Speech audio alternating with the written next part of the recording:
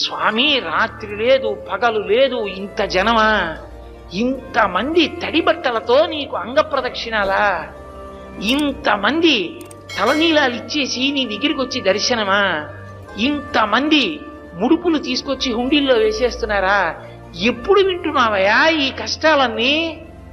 కళ్ళందుకే ఇలా నామాలు పెట్టేసుకుని నిద్రాముద్రాం నిఖిల జగతి రక్షణే జాగరూకం అని దక్షిణాయనంలో పడుకున్నవాడు ఆంతరంగంలోకి చూసినట్టు వచ్చే వాళ్ళ మనస్సులు చూస్తాడు.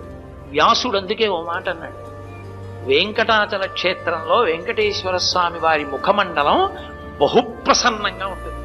ఒక్కొక్క రోజున ఎంతో సంతోషంగా ఉంటుంది. అర్థం ఏమిటో తెలుసా? కొండ మీదకి ఎవరో ధార్మికులు వచ్చారని గుర్తు. ధర్మమునందు విశేషమైన అనురక్తి ఉన్న వాళ్ళు కొండ మీదకి వచ్చారనుకోండి, ఆ రోజు మురిసిపోతాట, రే ఒక్కడు వచ్చాడు రా